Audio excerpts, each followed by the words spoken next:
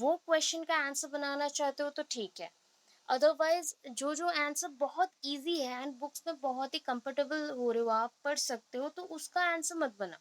जैसे कि आपका जो पेडागोजीज पेपर है, पेडागोजीज पेपर प्रीवियस ईयर भी हमने बच्चों को पढ़ाया था, तो उस रिगार्डिंग अगर बोलूँ, उसके पॉइंट्स जो है पेडागोजी बुक्स में बहुत अच्छे हैं एंड शॉर्टेंड भी है, तो फटाफट से हो जाएगा। एक दो क्वेश्चन को सिर्फ नोट्स बनाना है, अदरवाइज नहीं। हाँ, लर्निंग असेसमेंट का आप नोट्स बनाओ एंड अंडरस्टैंडिंग द सेल्फ का मैक्सिमम सब चीज़ों का नोट्स चाहिए, बट एक दो टॉपिक्स का नोट्स नहीं बना के जो इजी लग रहा है उसको बुक में मार्क करके रखना प्रॉपर रहेगा, एग्जाम के लिए भी यूजफुल होगा। अच्छा चलो, क्वेश्चन है, responsibility of self towards the conservation, protection, enrichment of the plants and animal life. Enrichment means हमें रिच करवाना है, richness in plants. So plants and animals को ऐसे प्रोटेक्ट करेंगे कि उनका नंबर्स इंक्रीज होगा, वो वर्ल्ड में अच्छे से ग्रो कर सकते हैं एंड उनके साथ हम ग्रो करेंगे। तो हमारा रेस्पॉन्सिबिलिटी क्या है उनके लिए। So first thing, introduction mention करना है। What do you mean by conservation? Conservation is one kind of movement. इसको बोला जाता है कि ये एक टाइप का मूवमेंट है, मूवमेंट प्रोसेस हम बोल सकते हैं, या मूवमेंट। जैसे कि नेचर को कंजर्व करना है, कंजर्व करना एंड प्रिजर्व करने के अंदर डिफरेंस होता है। कंजर्व मीन्स बचाए रखना, प्रिजर्व मीन्स कोई भी डेड भी हो सकता है, या फिर डेड रिमेनिंग के साथ कोई भी अचार पिकल्स आप लोग जैसे करते हो ना, उसमें क्या डालते हो, एसिड कोई चीज़ें डालते हो जैसे वो प्रोटेक्टेड होके रहे, तो वैसे हो सकता है। बट यहाँ पे कंजर्व हम कर रहे रियल थिंग्स को जो कि नेचुरली प्रेजेंट है, उनको हम कंजर्व करके रखेंगे या फिर बचाए रखेंगे, ठीक है। सो ये बोल सकते हैं कि conservation movement is also known as, ये क्या बोला जाता है, also known as natural conservation. इसको नेचुरल बोल सकते हैं या फिर नेचर कंजर्वेशन बोल सकते हैं, नेचुरल कंजर्वेशन भी बोल सकते हैं या फिर नेचर कंजर्वेशन, ठीक है। ये क्या है, यहाँ पे ना दो तीन चीजें होती हैं। एक है पॉलिटिकल, सेकंड है environmental, third one is a social movement. Political, environmental and social movement that seeks to protect natural resources including animals and plant species, ठीक है। इसमें क्या क्या चीजें हैं, नेचुरल कंजर्वेशन में नेचर को कंजर्व कर रहे हो, तो उसमें पॉलिटिकल बेसिस में भी बहुत सारी चीज क्या होते हैं, ऐसे पॉलिटिक्स के बेसिस पे भी काट देते हैं या एनिमल्स को मार देते हैं या कोई भी रीजन से अपने गेम्स के लिए मार देते हैं। सो एनवायरमेंट को हम प्रॉब्लम में डाल रहे हैं, सो पॉलिटिकल भी है। एनवायरमेंटल कोई कोई इश्यूज भी होते हैं, जस्ट लाइक अर्थक्वेक हो गया, ड्रॉट हो गया, उससे भी हमारा अर्थ खराब होता है। एंड सोशल मूवमेंट, बहुत सारे लोग एक साथ एक जगह पे गेट टुगेदर कर रहे, पिकनिक कर रहे और वहाँ पे लड़ रहे हैं, तो उसमें भी हार्म होता है एनिमल्स को, प्लांट्स को, मतलब हमारे फॉरेस्ट को भी। तो उस रिगार्डिंग अगर हम लोग सोचें एंड उसको कंजर्व करके रखें, दैट मीन्स हम ultimately animals, plant species as well as जो भी उनका फ्यूचर हैबिटेट है, habitat means just like residence बोल सकते हैं, घर जैसा जहाँ पे वो रहते हैं या फिर हम रहते हैं, हम अपने लिए प्रोटेक्ट करके रखते हैं फ्यूचर के लिए। तो that is the intro part, ये कंजर्वेशन मूवमेंट के अकॉर्डिंग आप लिख सकते हैं। सो अभी मेंशन होगा जो अर्ली कंजर्वेशन स्टार्टिंग हुआ था ना, तो वो कहाँ से स्टार्ट हुआ था, मतलब कौन से टाइप के एनिमल्स को प्रोटेक्ट करना हम स्टार्ट किए थे। तो उस पॉइंट के हिसाब से ये हो गया second point. The early conservation movement included fisheries, wild management, water, soil conservation, sustainable forestry. इतना याद रख सकते हैं। दैट इज अर्ली जो कंजर्वेशन मूवमेंट था ना, दैट इज हमें कंजर्व करना है, नेचर को प्रोटेक्ट करना है या फिर हमें पूरी सारी चीज़ों को बचाए रखना है। तो इसके लिए जो मूवमेंट हुआ था, उस मूवमेंट में स्पेशली किस किस चीज़ों पे ध्यान दिया गया, दैट इज फिशरीज, मतलब हम कैसे मछलियों को बचाएंगे, ठीक है। वाइल्ड लाइफ मैनेजमेंट, अभी वाइल्ड लाइफ मैनेजमेंट जब बोलते हैं तो यहाँ पर बहुत कुछ आता है, that is coal, petroleum, forest, जो भी थिंग्स है फॉरेस्ट के, और उसके रिलेटेड जो एनिमल्स हैं या फिर प्लांट्स हैं, सबको हम यहाँ पे इंक्लूड करेंगे। वाटर है, सॉइल है and sustainable forestry. Sustainable means balanced, balanced forestry. Forestry means forest को बचाना, तो उसके रिगार्डिंग फॉरेस्ट्री हो गया, मतलब फॉरेस्ट की जितनी चीजें हैं, एलिमेंट्स ऑफ द फॉरेस्ट, उसको प्रोटेक्ट करो, उसको प्रिजर्व करो, उसको कंजर्व करो। प्रिजर्व करना होने से डेथ हो जाएगा, डेथ के बाद उसको हम बचाए रखेंगे या फिर कोई म्यूजियम में रखना है तो वैसा, तो वो प्रिजर्व में चला जाएगा। कंजर्व्ड हम प्रोटेक्ट कर रहे हैं, उसके स्पीसीज को बचा रहे। अभी स्पीसीज जो नहीं जानता है तो हम एक टाइप का बोल सकते हैं कि ये होता है जाति, ठीक है। स्पीसीज का मतलब होता है जाति, स्पीसीज मतलब जाति नहीं, स्पीसीज का मतलब है जाति। एंड स्पीसीज एक टाइप का जाति नहीं है, ये मतलब में मैंने बोला, मीन्स में बोला। तो जैसे होता है ना ह्यूमन स्पीसीज, दैट इज मनुष्य जाति हम बोल सकते हैं। अब अगेन हम देखें तो डिफरेंट टाइप्स के ह्यूमंस हैं। कैसे? अभी ह्यूमन अगर देखो तो हमें बोला जाता है होमो सैपियंस, एक नाम बोलते हैं, ये साइंटिफिक नेम है होमो सैपियंस। तो होमो सैपियंस जो थे ना, उससे पहले बहुत सारे टाइप्स के लोग आए थे, क्रोमैग्नन, निंदरथल, बहुत सारे लोग आए थे। तो उनका हाइट, वेट या फिर फेशियल जो जेस्चर्स हैं या फिर जॉ लाइन्स हैं, फोरहेड है, सबका अलग अलग स्टाइल में था। तो उसके बाद हम आए, हम इवॉल्व हुए। अभी हमारे बाद कोई और एक आ सकता है, उसमें हो सकता है मे बी उसका हाइट बहुत लंबा हो या फिर बहुत शॉर्ट भी हो या फिर उसका कुछ अलग दिखे, कोई बॉडी पार्ट्स, ऐसा भी हो सकता है। तो वैसे एनिमल्स में भी डिफरेंट डिफरेंट टाइप्स के प्लांट्स हैं, एनिमल्स, हम उल्टा बोल रही हूँ, एनिमल्स में भी डिफरेंट डिफरेंट टाइप्स के एनिमल्स हैं, प्लांट्स में भी डिफरेंट डिफरेंट टाइप्स के प्लांट्स हैं। तो उस रिगार्डिंग फॉरेस्ट में जितने भी फॉरेस्ट के एलिमेंट्स हैं उसको प्रोटेक्ट करना है। तो दैट इज यहाँ पे पॉइंट आया सस्टेनेबल डेवलपमेंट पे, सस्टेनेबल फॉरेस्ट्री और सस्टेनेबल डेवलपमेंट। तो नेचुरल रिसोर्सेस को प्रोटेक्ट करना है, उसको बचाना है। And preservation of wilderness areas to include preservation of biodiversity, preserve करके रखना है। जस्ट लाइक आप अपने नेक्स्ट जनरेशन को ये एनिमल्स दिखाना चाहते हो कि नहीं, यस तो उसके लिए उसके घर को बचाए रखो, उसके एनवायरनमेंट को प्रोटेक्ट करके रखो। तो ये सब हो गया प्रिजर्वेशन। कंजर्वेशन हम सबको प्रोटेक्ट करेंगे। प्रिजर्वेशन में जो नॉन लिविंग जैसा जो थिंग्स आ रहा है जिसको हम मूव नहीं करवा सकते या फिर उसका कोई भी लिविंग स्पैन हमारे रिलेटेड है, बट उसको हम प्रोटेक्ट करना चाहिए क्योंकि वो बहुत जल्दी मरने वाला है, तो उसको हम प्रिजर्व बोलेंगे, ठीक है।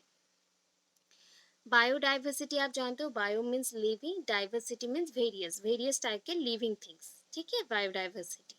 सो अभी नेक्स्ट पॉइंट पे आता है कि फर्स्ट हमारा हेडिंग आ गया conservation of the environment. Environment को हम कंजर्व क्यों करें? Some people believe that public land should be managed. अच्छा मैं पॉइंट बताती हूँ कि यहाँ जो फर्स्ट पॉइंट आया ना, ये जो है ये पूरा स्टोरी जैसा है। क्या है? यहाँ पे लैंड प्रोटेक्शन के ऊपर चल रहा है, लैंड प्रोटेक्शन। बिकॉज सबसे इम्पोर्टेंट थिंग क्या है? लैंड है। विदाउट लैंड हम तो बच भी नहीं सकते, मतलब खड़ा नहीं रह सकते, बैठ नहीं सकते, कुछ भी नहीं कर सकते। तो लैंड सबसे इम्पोर्टेंट है। तो सम पीपल बिलीव दैट, कुछ लोग बिलीव करते हैं land should be managed by the method of conservation. हम लैंड को बचाए रख सकते कंजर्वेशन के through, meaning that environment at its resources should be used by the human. जो हम लैंड को बचा रहे हैं तो उसका अल्टीमेट मतलब क्या होता है कि लैंड के अंदर बहुत सारी चीज़ें हैं एंड वो रिसोर्सेज हमें चाहिए, वो संपद हमें चाहिए, उसी को हम यूज़ करते हैं and managed in A responsible manner. अगर हम यूज़ करते कोई चीज़ों को, उसको अच्छे से रेस्पॉन्सिबल वे से प्रोटेक्ट करना चाहिए। जैसे कि एनवायरनमेंट के जो भी गुड्स हैं या फिर सर्विसेज हैं जो एनवायरनमेंट हमें प्रोवाइड करता है, वो सबको अच्छे से लेना, उसको भी प्रोटेक्ट करके रखना। जैसे कि एनवायरनमेंट हमें रहने को जगह देता है, हैबिटेट देता है, फूड देता है, तो उसको प्रोटेक्ट करके रखना चाहिए सो दैट सारे लोगों को मिल सके। It can provide to people, सब लोगों को मिल सके, ठीक है। अभी नेक्स्ट पॉइंट पे ये आएगा, यहाँ पे if people do not manage the land, if इतना तो किए, क्यों हमें लैंड प्रोटेक्ट करना चाहिए। if हम लोग नहीं करते तो क्या होगा? if people do not manage the land properly, the resources are not being used sustainably।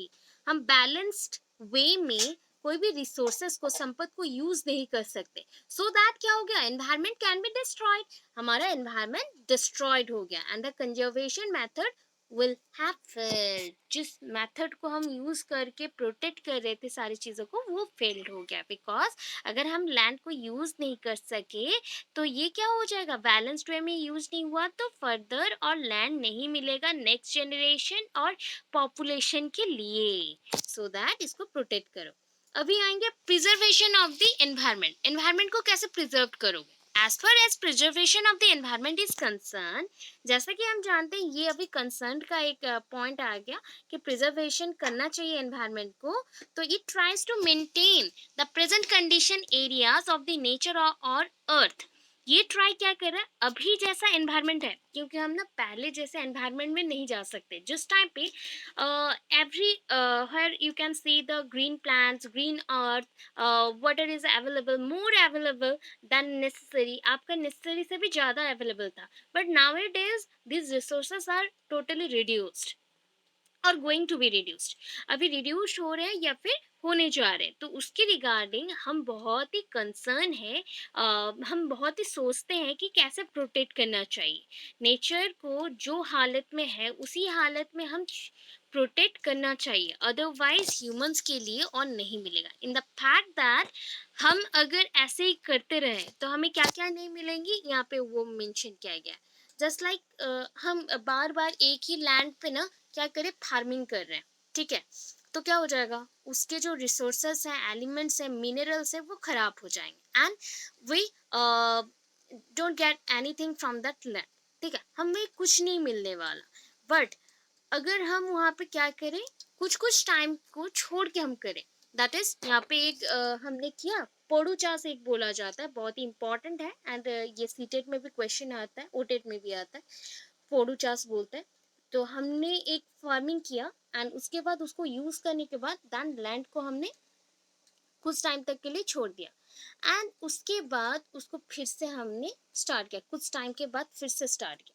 या फिर शिफ्टिंग हम बोल सकते हैं, शिफ्टिंग वाला भी क्रॉप डेवलप किया जाता है, शिफ्टिंग क्रॉप डेवलपमेंट होता है या क्रॉप मैनेजमेंट। दैट इज एक एरिया में कर दिया, वहाँ से दूसरे एरिया को हम शिफ्ट हो गए, वहाँ से दूसरे एरिया को शिफ्ट हो रहे हैं, ऐसे भी कर सकते हैं। तो ऐसे करने से हमारा जो फार्मिंग के लिए जो फार्म बना रही या फिर लैंड है वो प्रोटेक्टेड रहेगा। इंडस्ट्रीज में आप देख सकते हो, इंडस्ट्रीज हो गया, हाउसिंग, टूरिज्म, अगर हम लोग यूज नहीं करें तो ये सारा डेवलप यूज प्रॉपरली यूज ना करे तो क्या होगा, ये सारा और भी डे बाय डे डेवलप होगा। हाउसिंग, अभी लोगों को जितना जगह मिलता है ना उतने घर बनाते हैं। इंडस्ट्रीज, जो भी इंडस्ट्रीज बन रहे हैं फटाफट वो सेटअप कर देते हैं एंड लोगों के बारे में सोचते तक नहीं है। टूरिज्म बहुत ज़्यादा बढ़ रहा है तो pollutions and every type of diseases etcetera भी बहुत बढ़ रहे हैं। ह्यूमन डेवलपमेंट में ये सारे प्रॉब्लम्स आ रहे हैं and lastly we lose our natural areas for this above reasons.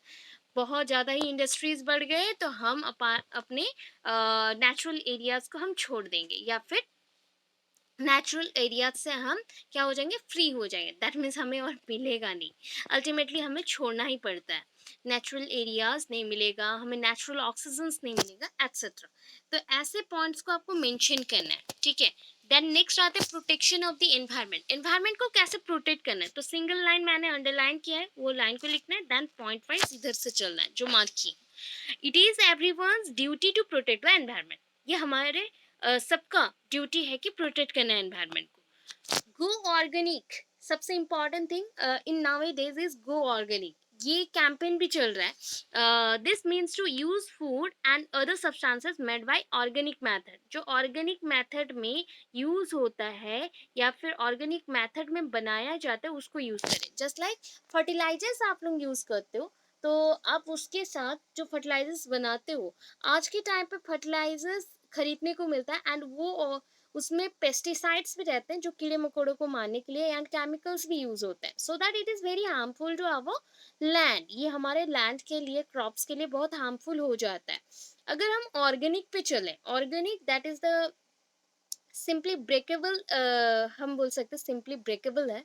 Means क्या होता है ना, अगर ऑर्गेनिक चीज़ों को हम तोड़ते हैं तो हमें इनऑर्गेनिक मिल जाएंगे एंड जो कि इजीली मिक्सअप हो जाते हैं लैंड के साथ, and it is also useful for the land also. तो ये लैंड के लिए भी बहुत ही यूजफुल रहता है, प्रोटेक्टिव कवरिंग जैसा बना देता है।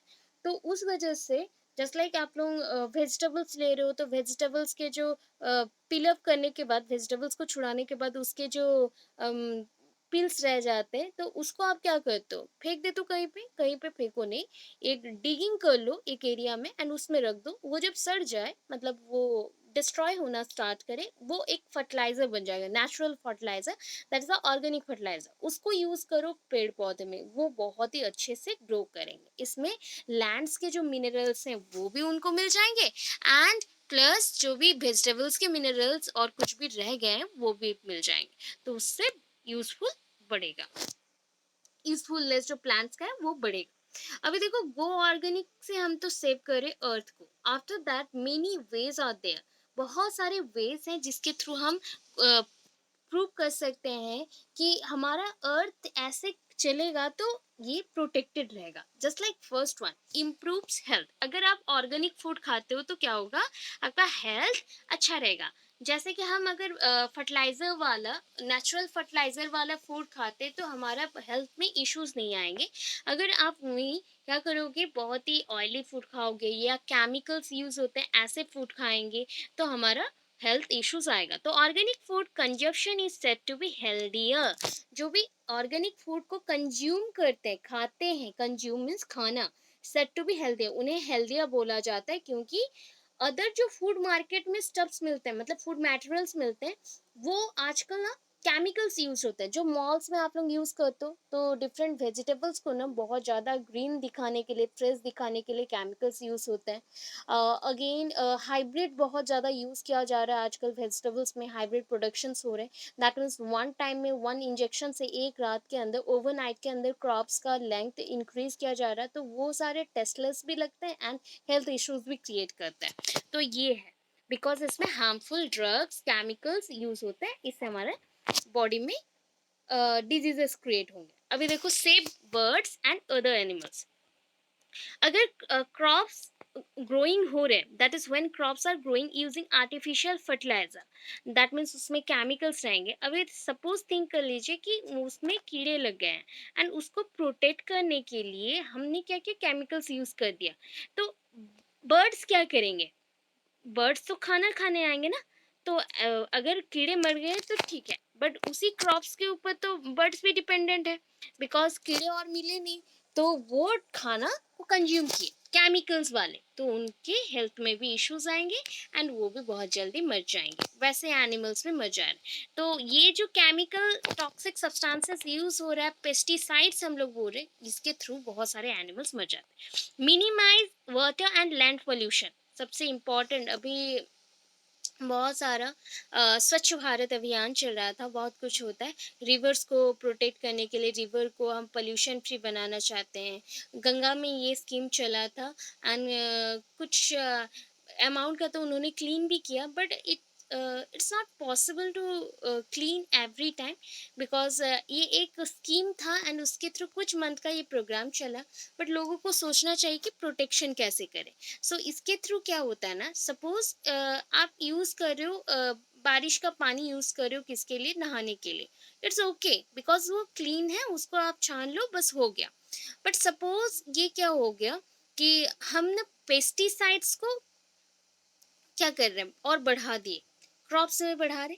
तो अल्टीमेटली जब आप क्रॉप्स में बहुत सारे पेस्टिसाइड्स यूज कर लें एंड उसी टाइम बारिश होता है, ठीक है, ये बारिश के साथ पेस्टिसाइड्स मिक्स हो जाएंगे एंड अल्टीमेटली वो पानी कहाँ जाएगा, वो ग्राउंड वाटर बन जाएगा, मतलब भूतल बोलते हैं हम लोग, मतलब लैंड के नीचे चला जाएगा। तो लैंड के नीचे पानी क्या हो गया, खराब हो गया एंड अल्टीमेटली ये वाटर जाके मिक्स होता है रिवर में, रिवर का पानी भी हार्मफुल हो जाएगा।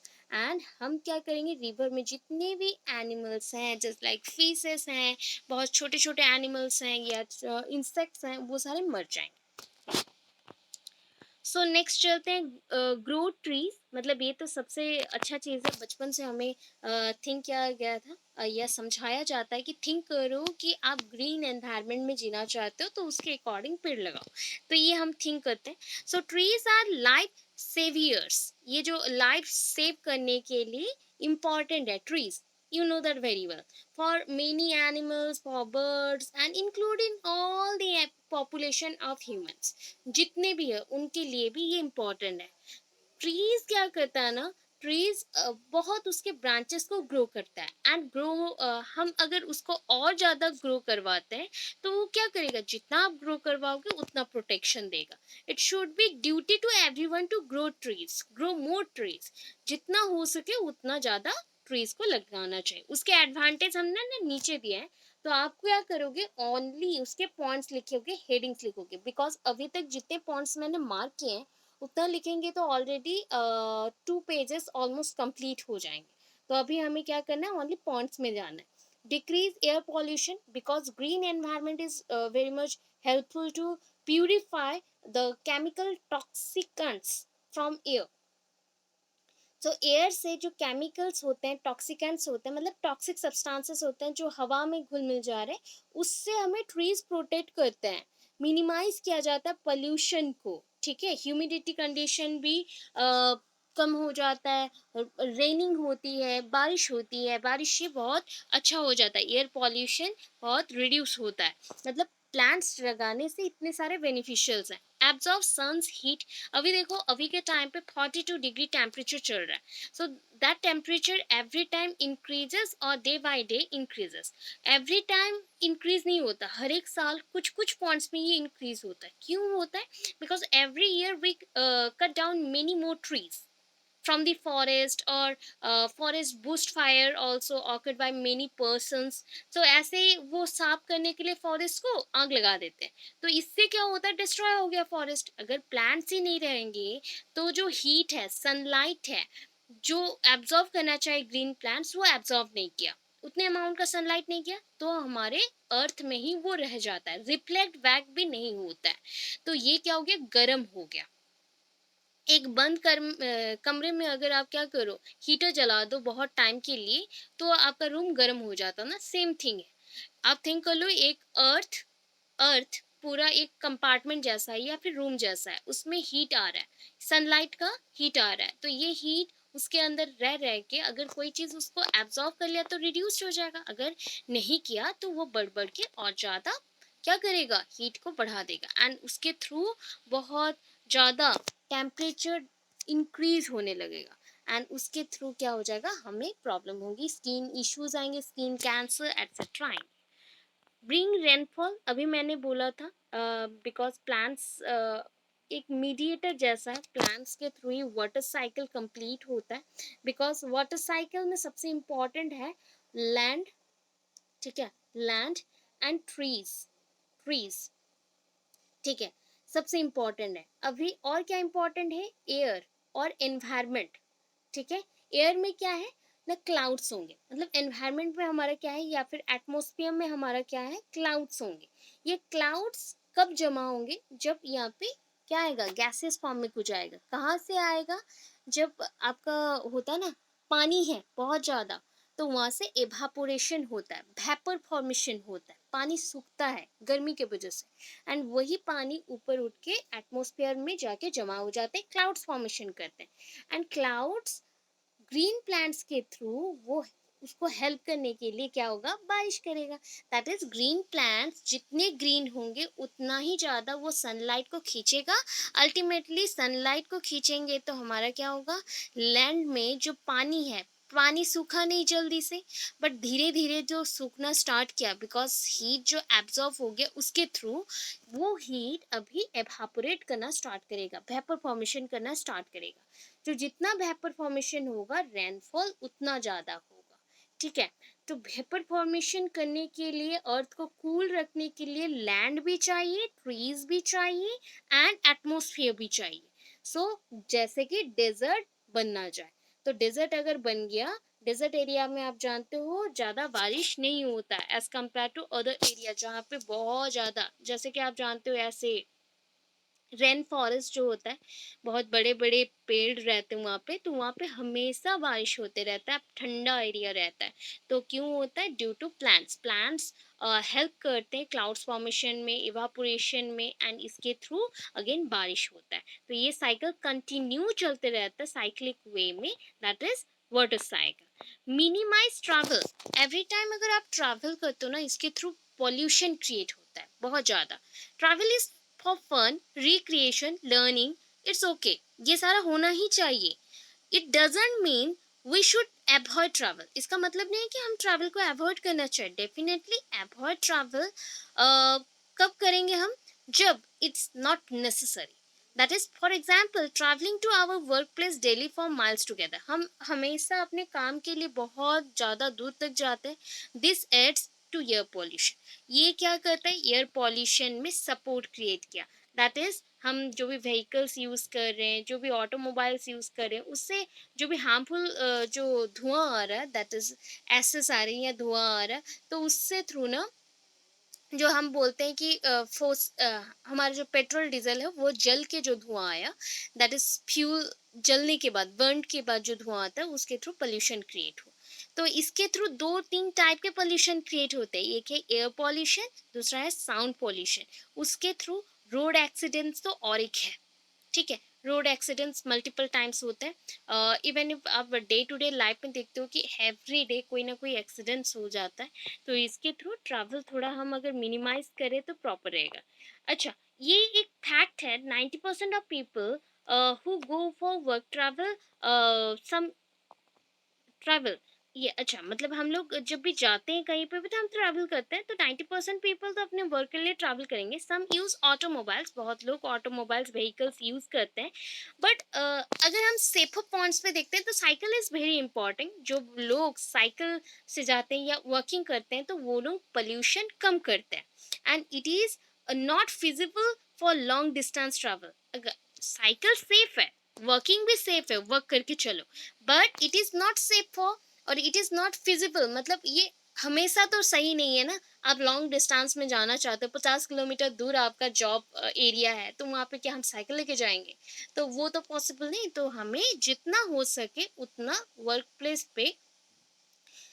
प्लेस को अपने घर के आसपास करो, एंड उसके रिगार्डिंग साइकिल या फिर चल के जाओ, तो उससे बेहतर होगा, एनवायरनमेंट प्रोटेक्टेड हो जाए।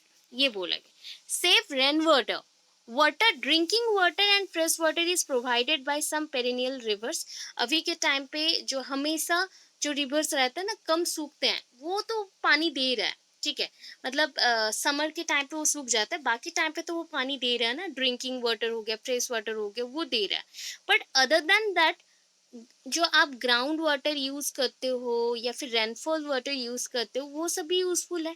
दैट इज ग्राउंड वाटर, हम लोग बोरिंग के थ्रू ग्राउंड वाटर को यूज करते हैं। रेनफॉल को कोई कोई जगह पे ना प्रोटेक्ट करके रखा जाता है, जस्ट लाइक मेघालय, मेघालय में ये होता है। एंड वहाँ पे तो पहाड़ के ऊपर घर होते हैं, तो उतना दूर तो पानी नहीं पहुँच सकता, तो वहाँ पे प्रोटेक्ट किया जाता है पानी को। जैसे कि बारिश हो रहा है तो उसमें ड्रम में पानी उससे आएगा एंड रख देंगे, तो वो यूजफुल होगा एवरी पॉइंट पे। ऐसे पॉइंट्स लिख सकते हैं। मिनिमाइज रिक्वायरमेंट्स, अच्छा जो लोगों को बहुत सारी चीज़ें रिक्वायर होता है, जस्ट लाइक आपको पहनने के लिए बहुत सारे डिजाइंस के कपड़े या फिर बेल्ट, शूज, किचन वेयर्स, और आप कुक वेयर्स यूज़ करते हो, तो एवरी टाइम आप लोग ना न्यू न्यू थिंग्स को यूज़ करते हैं घर पे, बेडरूम्स में, डेकोरेशन पर्पस के लिए, बहुत सारी चीज़ें। तो ये जितना चाहिए उतना यूज़ करो, बिकॉज जब हमारा मन भर जाता है हम फेंक देते हैं, एंड उसी के अकॉर्डिंग पोल्यूशन क्रिएट होता है। Some steps to protect plants and animal, तो यहाँ पे ना ओनली पॉइंट्स मेंशन करने हैं डायरेक्ट, इसलिए मार्किंग नहीं है, जस्ट पॉइंट्स लिखना है। प्लांट मोर ट्रीज, ऑलरेडी हमने लिखा था, plant more trees, use tree guards, protect करने के लिए ना ट्री गार्ड यूज करना है, ट्रीज को प्रोटेक्ट करने के लिए। देन है use organic fertilisers, first point पे लिखे थे गो ऑर्गेनिक बोल के। प्रीफर टू ग्रो फ्रूट्स और अदर वैल्यूएबल ट्रीज, जो ट्रीज बहुत वैल्यूएबल है, जिससे फ्रूट्स मिलेंगे, खाने को मिल रहा है, सब कुछ मिल रहा है, तो वैसे ट्रीज को हमें ज़्यादा से ज़्यादा लगाना चाहिए, and it is useful for everyone, तो कट ऑफ नहीं करेंगे हम उसको। प्रिवेंट एक्सेस डिफॉरेस्टेशन, डिफॉरेस्टेशन मतलब फॉरेस्ट जो बर्बाद हो जा रहा है, तो उसको प्रोटेक्ट करना है, उसको प्रोटेक्ट करना है जितना हो सके उतना। सम एक्स्ट्रा स्टेप्स हैं to protect animals, 5 to 6 points लिखेंगे, ज़्यादा नहीं चाहिए, 5 to 6 पॉइंट्स ओनली मेंशन करेंगे इसका, ठीक है। क्या है, natural habitat of wild life is to be protected by delimit, रुकिए यहाँ पे पॉइंट क्या है, delimiting delimiting forest areas and prohibiting all kinds of human activity in the marked areas. Mark area delimiting means हम कोई limited point तक ही use कर सकते हैं जहाँ पे हमें मना हो, एबंडेंट हो, दैट इज हमें यहाँ पे नहीं जाना है, तुम्हें यहाँ पे नहीं करना है, या प्लांट्स को नहीं काटना है, या फिर वाइल्ड लाइफ को बर्बाद नहीं करना है, तो वहाँ पे तुम नहीं करोगे. प्रोहिबिटेड एरिया दैट इज अ, हम बोल सकते हैं ये एनिमल्स के लिए डेंजर है, बिकॉज वहाँ पे अगर फॉरेस्ट कट कर देते हैं या नेचुरल हैबिटेट को बर्बाद कर देते हैं, जस्ट लाइक प्रीवियस आप जानते हो बहुत सारे न्यूज़ आपको मिले होंगे, ऑस्ट्रेलिया से स्टार्ट हुआ था एक बुश फायर, एंड जिसके थ्रू फॉरेस्ट सारे जल गए, and 2.5 month, near about 3-4 months तक ये चला था, बहुत सारे एनिमल्स भी मारे गए. तो उसके रिगार्डिंग आप देख सकते हो ये स्टेप्स कितनी इंपॉर्टेंट है. नंबर 2 देखते हैं, there must be total ban of the use of product produced from the skins and bones of the animals, wild animals. जैसे कि वाइल्ड एनिमल्स है ना, पहले बहुत सारे प्रोडक्ट्स यूज होते थे, बैग्स, आपका बेल्ट्स, शूज एटसेट्रा, तो वो सब अभी यूज नहीं करना चाहिए. Animal poaching, that is a poaching for various reason, that is उसके चमड़े को हम जो निकाल देते हैं पूरा ना एंड यूज करते हैं, ये बहुत वेरियस रीजन से पूरे वर्ल्ड में यूज होता था, उसको प्रिवेंट करना है, रोकना है. That is prevalent all over the world. Prevalent means होता है यूज, हमने पूरे वर्ल्ड में यूज किया. तो पोचर्स जो रहते हैं, पोचर्स में जो ऐसे काम करते हैं छुप छुप के, हम बोल सकते हैं उसको तस्करी बोला जाता है हिंदी में, तस्करी का काम, या फिर चोरी छिपे करना, तो ये लोग वन काइंड ऑफ जैसे कि ड्रग डीलर होते हैं वैसे टाइप के हैं, पोचर्स यूज करते हैं. अभी रिसेंटली ऑस्ट्रेलिया में एक आया था न्यूज कि बहुत सारे थाउजेंड थाउजेंड कुत्ते को, जो स्ट्रीट डॉग्स हैं, उसको उठा ले रहे हैं एंड उसको मार डाल रहे हैं, एंड उसके मीट्स को यूज किया जा रहा है डिफरेंट रेस्टोरेंट्स में, एंड उसको खा के बहुत लोगों का तबीयत भी खराब हो गया, बिकॉज वो डेथ है, ऑलरेडी सड़ गया है, ऐसा चीज़ें भी यूज़ किए हैं. तो ये इम्पॉसिबल नहीं है, पॉसिबल तो बहुत ज़्यादा ही है, एंड इसके थ्रू एनिमल बहुत ही ज़्यादा डिस्ट्रॉय हो रहे हैं. तो ये सब चीज़ों को मतलब पूरा बैन करना है, इलीगल है, तो इलीगली ये सबको बैन करना है कि वर्ल्ड लाइफ स्पेसिस को कोई मार नहीं सकते. School colleges have to conduct educational programmes, बहुत सारा अवेयरनेस प्रोग्राम्स स्टार्ट होना है, सेंसिटाइज करना है इस पॉइंट को कि ये पॉइंट्स बहुत ही इंपॉर्टेंट है, इसके लिए प्रोटेक्शन चाहिए. Community involvement is to be encouraged in the animal protection programme and projects. Community involvement, पूरे कम्युनिटी को जुड़ना है, कोई भी एनिमल प्रोटेक्शन अगर प्रोग्राम्स आते हैं उसके रिलेटेड. अगर एग्जांपल्स देना चाहिए तो बेटर होगा यहाँ पे wild life protection act 1972 and 1975 आप मेंशन कर सकते हैं. वाइल्ड लाइफ प्रोटेक्शन एक्ट 1972 1975, इसके थ्रू वाइल्ड लाइफ को प्रोटेक्ट करने के लिए ये चीज किया गया. All types of sports, other entertainment activities which cause harm to animals or endanger their survival are to be banned completely. होता था ना पहले के टाइम पे, जो कि किंग्स रहते थे या फिर उनके प्रिंस प्रिंसेस रहते थे, वो लोग क्या करते थे, बंदूक से शिकार करते थे या फिर मारते थे एनिमल्स को, तो ये हार्मफुल था, ये वन काइंड ऑफ उनके लिए गेम था, इनके लिए हार्मफुल हो गया, तो वो सब चीज़ों को बैन करना चाहिए. Schools and colleges must promote picnic and excursions so that student will get a chance to see and understand richness of fauna and flora. Fauna and flora, flora means flower and fauna means animal, तो different types of animals and flowers को देखने के लिए picnics and excursion, जो हम बोलते हैं fair और मेला जैसा करना चाहिए, जिसमें हम बहुत सारी चीज़ों के ऊपर नॉलेज ले सकें एंड प्रोटेक्ट कर सकें अपने नेचुरल हैबिटेट को. इतना क्लियर है? हो जाएगा? ये सुन लो, होगा. ओके, बहुत इजी है. एक वन टाइम, मैंने बोला वन टाइम आज पढ़ लोगे एक क्लास के बाद जब टाइम मिले, एंड उसको ना अपनी लैंग्वेज से लिख देना, हो गया, प्रिपरेशन हो गया कंप्लीट. इतना नहीं चाहिए, आप थोड़ा पॉइंट्स को चेंज कर सकते हैं, ओनली 3 पॉइंट्स को रिमेंबर करके रखना है. That is first point is conservation, second point is preservation, third point is protection, and उसके related steps. Steps to protect animals, steps to protect birds, step to protect earth. इतना अगर point खुद से भी add करते हो तो marks मिलेंगे. ठीक है, अभी नेक्स्ट चलते हैं. Responsibility of self towards other human beings in the family, society, people across the globe. Actually ये बहुत ही easy question है कि आप as a responsible human being अपने फैमिली के लिए क्या करना चाहते हो, या अपने सोसाइटी के लिए क्या करते हो, या फिर पूरे यूनिवर्स के जो लोग हैं, मतलब पूरे ग्लोब के जितने भी लोग हैं, यूनिवर्स तो नहीं, यूनिवर्स थोड़ा ज़्यादा हो गया, ग्लोब मतलब पूरे वर्ल्ड के जो लोग हैं उनके लिए आप क्या क्या करना चाहते हो, कैसे आप उनको भी हेल्प करोगे, उनके लिए जो आपका रिस्पॉन्सिबिलिटी है उसको आप यूज़ करोगे। तो बीइंग रिस्पॉन्सिबल मीन्स, यहाँ पे being responsible means human being का बीइंग है, तो उस according being a responsible person मतलब आप as a responsible person, human being means मनुष्य जैसा बोलते हैं हम लोग एक्चुअली, ह्यूमन बीइंग मनुष्य एंड इंसान ऐसा है, तो वैसे आप एज ए पर्सन और एज ए रिस्पॉन्सिबल पर्सन, इसका मतलब क्या है, being dependable, keeping promises and accepting the consequences of what we say and do। ठीक है, आपको ना आपकी बातों के ऊपर भरोसा जो होता है ना, उसको और ज्यादा सोचना चाहिए, उसी में आपको बहुत सारे पॉइंट्स मिलेंगे। दैट इज, आप कभी थिंक करते हो कि आपने जो बात बोल दिया वो सही है या गलत। यस, मल्टीपल टाइम्स हम लोग थिंक करते हैं। अगर आप थिंक करते हो that mean you are a responsible person, आप एक रिस्पॉन्सिबल पर्सन है। जैसे कि हम जब रिस्पॉन्सिबल पर्सन होते हैं ना, तब हम बहुत डिपेंडेबल होते हैं। किसके ऊपर डिपेंड होते हैं, लोगों के ऊपर, फैमिलीज के ऊपर। ये फैमिलीज के ऊपर हम डिपेंड क्यों होते हैं, बिकॉज हमारा ब्लड रिलेशनशिप है। कीपिंग प्रोमिसेस, हम बहुत चीजों में प्रोमिसेस करते हैं कि हम किसी को हार्म नहीं करेंगे। एक्सेप्टिंग द कंसिक्वेंसेस, हम एक्सेप्ट करते हैं रिजल्ट्स को। कौन से रिजल्ट्स को, आप क्या बोलते हो या फिर क्या करते हो उसके रिजल्ट्स को, व्हाट वी से और व्हाट वी डू, उस पॉइंट को सोच के हमें उसके रिजल्ट्स को एक्सेप्ट करना चाहिए कि हमने ये चीज किया तो उसके according as a responsible person मैं उसे सॉल्व करूंगा। तो ये हो गया रिस्पॉन्सिबल पर्सन के अकॉर्डिंग फर्स्ट पॉइंट। अभी देखो नेक्स्ट, रिस्पॉन्सिबल टुवर्ड्स सेल्फ, खुद का रिस्पॉन्सिबिलिटी आपके तरफ क्या है, आपका जो रिस्पॉन्सिबिलिटी, हम बोलते हैं कि रिस्पॉन्सिबिलिटी रिस्पॉन्सिबिलिटी, आपका रिस्पॉन्सिबिलिटी खुद के तरफ क्या है। तो responsibility towards self is to improve on a continuous basis, ये एवरी डे इंक्रीज होता है। क्यों, बिकॉज आप जब खुद के लिए सोचते हो, खुद के लिए सोचते हो उसके साथ लोगों के लिए सोचते हो, तो इससे आप बेटर पर्सन बनते हो, बिकम ए बेटर पर्सन।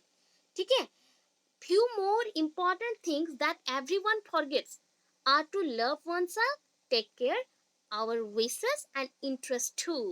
तो ये तीन जो पॉइंट है जो लोग बार बार भूल जाते हैं, क्या है, खुद को भी प्यार करना चाहिए, कभी कभी खुद को पसंद करना चाहिए, कभी खुद को थिंक नहीं करना चाहते, थिंक नहीं करना चाहिए कि that is I am too ugly, या फिर मेरे में कुछ प्रॉब्लम है, या फिर मैं ऐसा दिखता हूँ, या फिर मुझे हेल्थ इश्यूज है, मैं बहुत हेल्दी हूँ, या मैं पतला हूँ, ऐसा जो थिंग्स आ जाती हैं, ये सब नहीं सोचना चाहिए। ये हो गया आपका रिस्पॉन्सिबिलिटी पहला, take care of our wishes, सबके विशेस के बारे में सोचना चाहिए, खुद के विशेस नहीं, ओनली खुद के विशेस को नहीं सोचना है, सबके विशेस के लिए सोचना है, खुद का भी सोचो, दूसरों का भी सोचो। एंड नेक्स्टली इंटरेस्ट हो, सबके लिए जो आपका इंटरेस्ट है उसके लिए भी सोचना है। आपका इंटरेस्ट के बारे में भी सोचेंगे, दूसरों का इंटरेस्ट आपके तरफ या फिर आपके वर्क के तरफ जो है उसको भी सोचेंगे। ठीक है, ये हो गया पॉइंट्स, ये सेकंड पॉइंट था। Third point, responsibility towards family. पहला आया कि रेस्पॉन्सिबल बीइंग क्या होता है, ये रेस्पॉन्सिबिलिटी टुवर्ड्स सेल्फ, खुद के लिए क्या है, responsibility towards family। अभी family is very important because we maintain blood relationship with the family member, we are equally important for everyone in the family, our character is also important, we have strong character and sufficient amount of energy for our family। हमारे family हमारे पीछे खड़ा है, इसीलिए हमारे पास इतना strong character है, हम मॉडर्नाइज्ड हैं। अभी के टाइम पे हम बहुत कुछ मॉडर्न होके सोचते हैं, हमारे फैमिली को कैसे प्रोटेक्ट करें या आगे बढ़े, वो सारे पॉइंट्स। सो हमें क्या करना चाहिए ना, एवरी टाइम हमें अप्स एंड डाउन्स के साथ चलना है, आगे भी बढ़ेंगे पीछे भी आएंगे, कभी ऊपर चले जाते कभी नीचे आ रहे, तो दोनों को मिला के चलना है। ठीक है, ये पॉइंट हो गया 3। अभी थर्ड पॉइंट के बाद डायरेक्ट आना है self towards other beings in the family. Family के दूसरों की फैमिली में जो दूसरे मेंबर्स हैं उसके लिए सोचना, खुद से आप क्या सोच रहे हो। So family is where we all belong to and from where our identity comes from. ये तो आप जानते हैं, फैमिली एक ऐसा जगह है जहाँ पे आपको आप वहाँ से बिलोंग करते हो एंड अदर पर्सन भी बिलोंग करते हैं, जो भी आपके कजिन्स हैं, रिलेटिव्स हैं, वो सारे, एंड आपका आइडेंटिटी वहाँ से बनता है। A person is valued based on his family and upbringing. आप कहाँ से हो, आपका फैमिली कहाँ पे है, या फिर आप कैसे माहौल में बड़े हुए हो, उसके अकॉर्डिंग आपको वैल्यू भी मिलता है। We all belong to a family. हम सबके पास फैमिली होता है। इट इज आवर फैमिली, ये हमारा फैमिली होता है। यहाँ पे हम एक साथ रहते हैं, यहाँ पे हम एक साथ, that is the truth. Thick and thin means होता है बहुत सारे दुख भी देखें, सुख भी देखें, ऐसी चीज़ों को हम थिक एंड थीन मेंशन करते हैं एक साथ। Without having a family no person is complete. एक भी पर्सन कंप्लीट नहीं है। The completeness comes with good family bonding. Good family bonding से ही कंप्लीटनेस आता है। हो गया।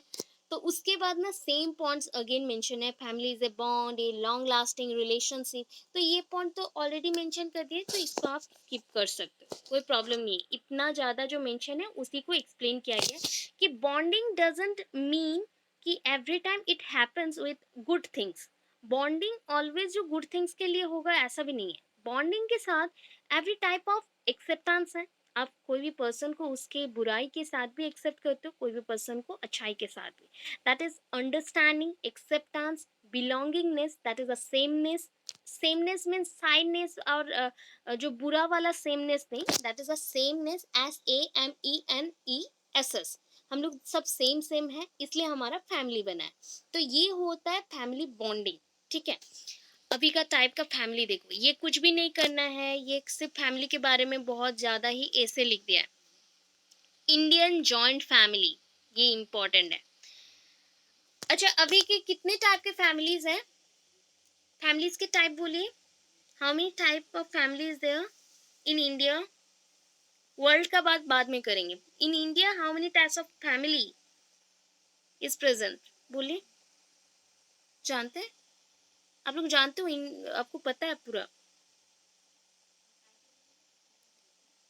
जॉइंट फैमिली एक तो हो गया ना।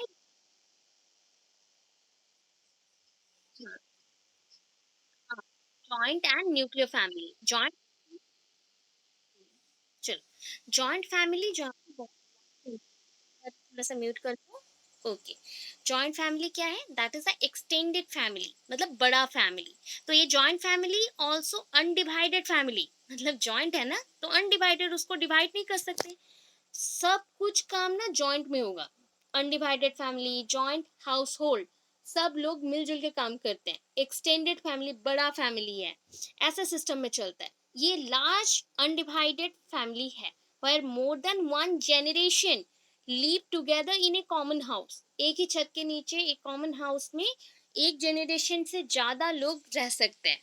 ठीक है, ये जॉइंट फैमिली है जहाँ पे grand parents, father, mother, children सब एक साथ एक ही छत के नीचे प्रेजेंट है। ठीक है। यहाँ पे क्या क्या पॉइंट एक्सपेक्ट करते हैं आप देखो। Is expected to make some financial contribution to the common fund. अच्छा सुनो, अभी आपका हो गया ना, फैमिली में हम लोग जैसे बहुत सारे लोग हैं, तो बहुत सारे जब हो गए तो पैसा भी तो एक पर्सन नहीं कमाएगा ना। अर्निंग तो एक के ऊपर हम छोड़ नहीं सकते। तो अर्निंग सब मिलके जो कमाएंगे उसके थ्रू वो कंट्रीब्यूट करेंगे, जो भी उनका अर्निंग होगा उससे कंट्रीब्यूट करेंगे, फाइनेंशियली सपोर्ट करेंगे। तो उसके थ्रू खाना पीना जो भी चाहिए वो आएगा। Share common rights in the house hold property, मतलब एक ही जमीन के ऊपर सबका जो हक होता है वो लेंगे, मतलब शेयर कॉमन प्रॉपर्टीज राइट्स। जो हाउस होल्ड प्रॉपर्टीज है उसका कॉमन राइट सबके पास रहेगा। Eat the food made at the common kitchen, एक ही किचन में सबके लिए खाना बनेगा। Make their daily expenditure from the common fund, जो सब लोगों ने मिलके जो फंड बनाया, पैसा बनाया ना, उसी से ही सबके लिए कुछ ना कुछ आएगा, खर्च होगा, सब कुछ डेली का जो खर्च है वो सब वहां से उठाया जाएगा। ठीक है। अभी हो गया रेस्पॉन्सिबिलिटी टूवर्ड्स फैमिली। अभी रेस्पॉन्सिबिलिटी टूवर्ड्स फैमिली में ऐसे पॉइंट्स कर दीजिएगा आप लोग, मतलब एक फैमिली में रहने के लिए क्या क्या होना चाहिए सबके पास। लर्निंग, मतलब सबके पास ना मतलब फैमिली के रहने के लिए भी लर्निंग चाहिए, that is how to adjust in a family, skills क्या होने चाहिए, वैल्यूज क्या होने चाहिए, स्ट्रांग फैमिली बनाने के लिए क्या क्या चीज़ें चाहिए, value, skill, behaviour, control their learning experiences, other establish करना है, होम लाइफ को कैसे बनाना है, सब कुछ ये लर्निंग के थ्रू ही डिपेंड करता है कि फैमिलीज में रहने के लिए जो लर्निंग चाहिए। अभी लॉयल्टी है, स्ट्रांग फैमिली है, तो स्ट्रांग फैमिली में अगर झूठ रहेगा, गलत चीज होगा, तो वो स्ट्रांग नहीं बनेगा, वो वीक हो जाएगा एंड फैमिली टूट जाएगा, डिवाइडेड हो जाएगा। तो लॉयल्टी सबसे इंपॉर्टेंट है। सेंस ऑफ लॉयल्टी के अकॉर्डिंग ही लोगों के अंदर क्या रहता है, लवनेस, अट्रैक्टेडनेस रहता है एंड इसके थ्रू एक दूसरे के लिए हम स्टैंड होते हैं। ठीक है। Love, love is very important, it is the heart of the family, family का हार्ट है love. if love is not in the family, then that family is not a strong family or not a joint family. Love है so that हम एक joint family है जहाँ पे एक दूसरे को हम कोई भी पॉइंट को एक्सप्रेस कर सकते हैं, एक साथ रह सकते हैं, एक साथ रहने के लिए हमें उतना ही प्यार मिलेगा। इट इंक्लूड्स प्राइवेसी, यहाँ पे भी प्राइवेसी है, इंटीमेसी है, शेयरिंग, बिलोंगिंगनेस, केयरिंग, सब कुछ है। बट पर्टिकुलर रूम्स होंगे और हम लोग शेयर जब कर रहे हैं तो कुछ पॉइंट्स को शेयर करेंगे, जो बात बोल नहीं सकते उसको नहीं बोलेंगे, बट जितना पॉसिबल हो, अगर 90% पॉसिबल हो रहा है तो सब कुछ शेयर करना चाहिए अपने फैमिली मेम्बर्स के साथ, तब जाके एक रियल लव, और रियल लव के साथ एक लॉयल वाला फैमिली बनेगा, ऑनेस्टी, अंडरस्टैंडिंग उसमें बहुत अच्छा रहेगा। और नेक्स्ट कैरेक्टर चलते हैं लाफ्टर। जब आप एक फैमिली में रहते हो ना, तो इसका जो लाफ्टर पॉइंट है, दैट मीन्स हम बहुत ही स्ट्रांग है, तो हम अपना सीरियस पॉइंट्स, हम अपना टेंशंस, लाफ्टर, गुड थिंक, जो भी है ना, सब कुछ एक साथ मिलजुल के करते हैं। दैट इज, मुझे अगर हैप्पीनेस मिला, मैं आप लोगों के साथ शेयर करूंगी तो आप लोग भी हैप्पी हो जाओगे if we are in joint family. ठीक है। यहाँ पे ना इतने ज़्यादा बड़े बड़े पॉइंट्स मत लिखिएगा, जो समझा रही हूँ उतने को सिर्फ एक्सप्लेन कर दो, 2 लाइन में हो गया। ठीक है। Leadership character, it is also essential hair.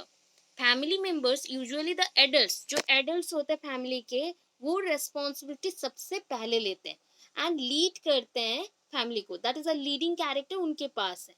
No one accept this vital role, the family will weaken. अगर कोई भी फैमिली में ऐसे रोल लेने के लिए, रेस्पॉन्सिबिलिटीज लेने के लिए कोई नहीं है, तो वो फैमिली वीक बन जाता है। ईच फैमिली में एक नीड होता है कि स्पेशल रूल्स बने, सेटअप रहे, गाइडलाइंस रहे, जिसको सबको फॉलो करना रहता है। कमिटमेंट, फैमिली के लिए सबके पास एक कमिटमेंट होना चाहिए। सबके पास, मेरा फैमिली है, तो मेरी फैमिली में अगर 10 मेंबर्स है, 10 मेंबर्स का भी कमिटमेंट रहेगा कि हम एक दूसरे को हैप्पी रखेंगे, एक दूसरे के साथ अच्छे से रहेंगे एंड वैल्यू देंगे हमारी यूनिटी को।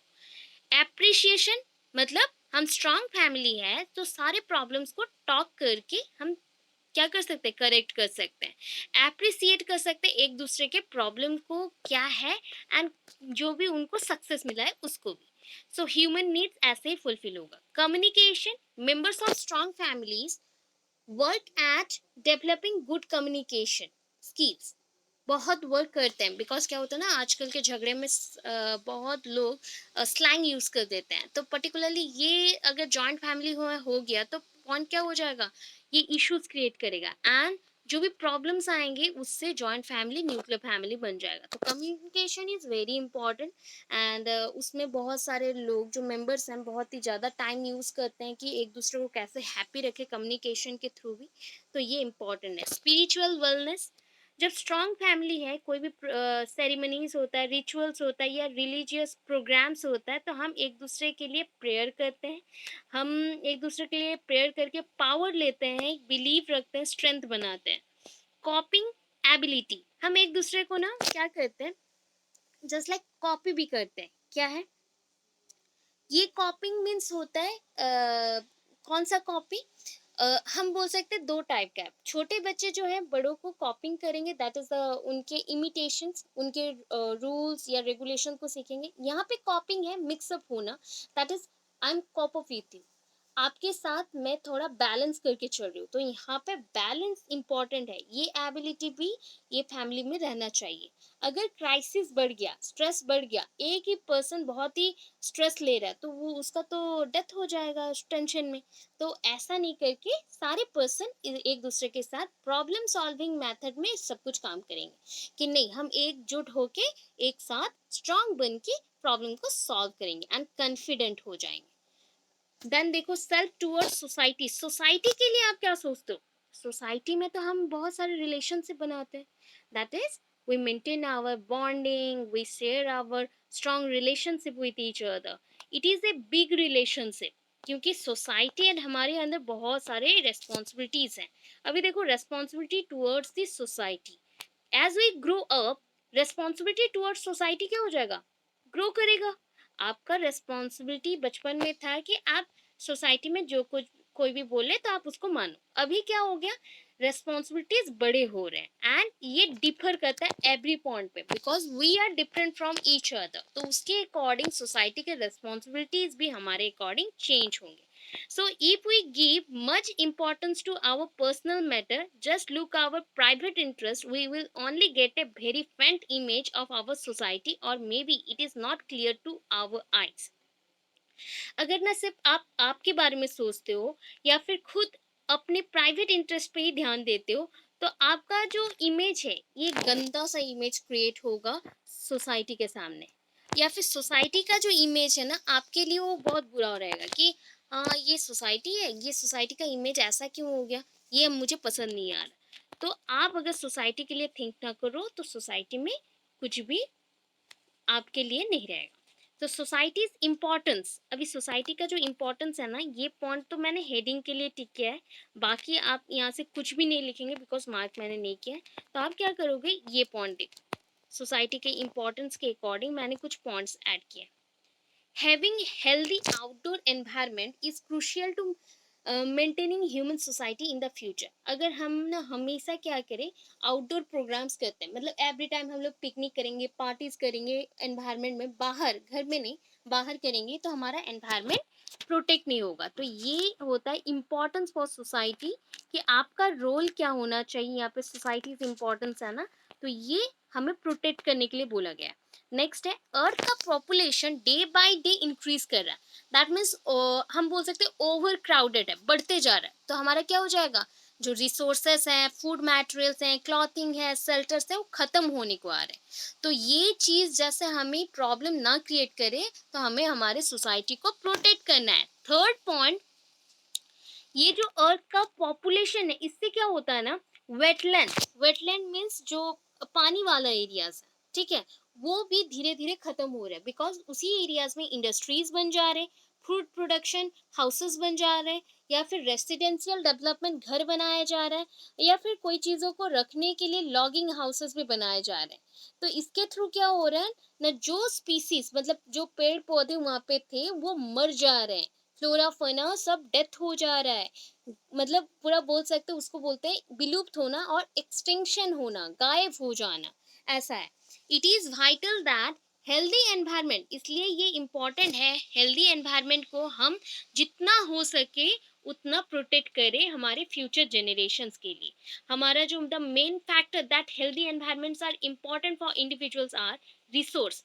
हमारे मेन जो फैक्टर्स है हेल्दी एनवायरनमेंट का, that is a resource, intrinsic values, मतलब आपके लिए आपके बॉडी के लिए जो जो इम्पोर्टेंट है, जैसे कि खाना पीना, रहने के लिए जो चाहिए, क्लॉथ्स चाहिए, biodiversity, that is animal diversity बोल सकते हो, bio means living organism, living organism का variety biodiversity, and scientific research. ये सारे चीज़ों को ना थोड़ा सा कम में चलाना चाहिए। तो कम करेंगे तो हमारा जो सोसाइटी में सोसाइटी का जो इम्पोर्टेंस है वो अच्छा से रहेगा।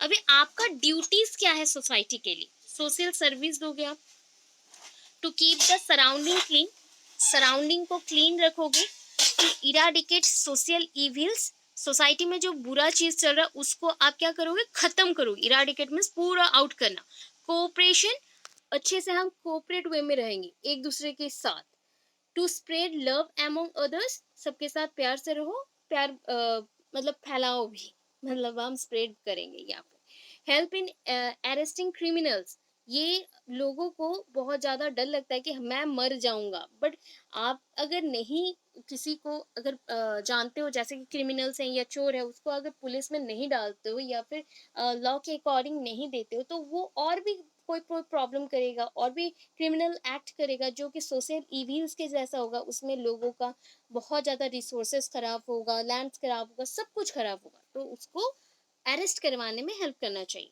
Development of villages and cities and village बनाने के लिए हेल्प करना चाहिए लोगों को। और क्या है, to join others in sorrows and happiness, उनके सुख दुख में जॉइन करना चाहिए। टू हैव कंपेशन, आपका पास उतना कंपेशन होना चाहिए कि सबके साथ आप मिलजुल के रहो। ठीक है, इसके बाद नेक्स्ट क्या है, ये अभी आता है ड्यूटी टुवर्ड्स सोसाइटी। ये हो गए सारे ड्यूटीज। ठीक है, बुक से मत लिखिएगा, बुक में मार्किंग नहीं की। डायरेक्ट आते हैं अभी responsibility towards the people across the globe. अच्छा, यहाँ पे है ना क्या मेंशन करना है कि globe, what is globe? Globe is a vast area, ठीक है, total earth. Inside the total earth we are living, हम एक साथ रह रहे हैं। So in the living sense that means individual अपने ग्लोबल लेवल पे ग्लोबल सिटीजन बन के हैं। हम नेशन में नहीं है, पूरे वर्ल्ड के अंदर है, तो हम लोग ग्लोबल सिटीजन है। सो if we are maintaining our relationship with the other person across the globe, then our responsibility should be increases day by day or increased day by day.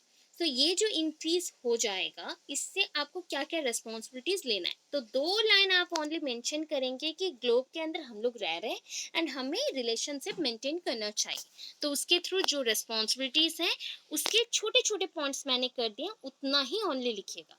That is responsibility to understand one's own perspective and perspective of the others of the global issues. आप अपने आप को समझो and उसके साथ दूसरों के जो पॉइंट ऑफ व्यू है उसको भी समझो ग्लोबल इश्यूज के ऊपर, मतलब ग्लोबली जो प्रॉब्लम चल रहा है उसके ऊपर। नेक्स्ट पॉइंट पे चलते हैं, एक्सप्लेन करने का कोई जरूरत नहीं है, ठीक है, ऑलरेडी 4 पेजेस ओवर हो चुका है। Responsibilities to protect the principle of cultural diversity, जो हमारे कंट्री में नहीं पूरे ग्लोब में कल्चरल डाइवर्सिटी है, मतलब कल्चरल जो वेरिएशंस है उसको रेस्पेक्ट करना चाहिए। ठीक है, थर्ड पॉइंट पे चलते हैं, that is responsibilities to make connections and build relationship with people from the other countries and culture. आपको रेस्पॉन्सिबिलिटीज लेना चाहिए कि हम कनेक्शंस बिल्ड करेंगे ओनली खुद के एरियाज में नहीं, people from the other countries, दूसरे कंट्रीज के लोगों के साथ भी, उनके कल्चर्स के साथ भी। Fourth point, responsibilities to understand the ways in which the people and the countries of the world are interconnected or interdependent। हमें ये चीज को भी समझना है कि लोग दूसरे कंट्रीज में हो के भी हमारे साथ कैसे जुड़े हुए हैं, मतलब हम लोग इंटरकनेक्टेड हैं एक दूसरे के साथ, हम दूसरे दूसरे कंट्री में भी रह के जुड़े हुए हैं और एक दूसरे के ऊपर डिपेंडेंट है। इंपोर्ट एक्सपोर्ट बिजनेसेस, ये जानते हैं आप लोग इसके ऊपर। Then fifth point, responsibilities to understand global issues, global issues को समझो, वो भी आपका ही रेस्पॉन्सिबिलिटीज है। Responsibilities to advocate for greater international cooperation with the other nation, आप रेस्पॉन्सिबिलिटीज आपके पास होना चाहिए कि आप ग्रेटर इंटरनेशनल जो कोऑपरेशन है, मतलब आपका नेशन दूसरे नेशन के साथ जो डील कर रहा है वो सारी चीज़ों को भी समझो। ठीक है, responsibility for advocating for the implementation of international agreements, conventions, treaties related to global issues. अच्छा, हम अगर इजी वर्ड में बोले तो ग्लोबल इश्यूज को लेके जितने भी ऑर्गेनाइजेशंस हैं, ऑर्गेनाइजेशन और उसके साथ जो बॉडीज हैं, बॉडीज मीन्स ये जो ट्रीटीज और संस्थाएं बोलते हैं वो बॉडीज होता है, गवर्नमेंट बॉडीज, तो वो सारे कैसे वर्क को कर रहे हैं, कैसे वर्क के साथ एग्रीमेंट साइन हो रहा है उसको भी समझना चाहिए, वो भी रिस्पॉन्सिबिलिटी लेना चाहिए। Responsibility for advocating for more effective global equity and justice, equity means law के अकॉर्डिंग जो भी हम रिस्पॉन्सिबिलिटीज लेते हैं उसको मानना, जस्टिस सबके लिए सेम होगा वर्ल्ड कम्युनिटी के अकॉर्डिंग। सो इतने पॉइंट्स हैं, ठीक है, ये थर्ड यूनिट पूरा कंप्लीट हुआ। इतना समझ आया? यस और नो? समझ आया कुछ कुछ?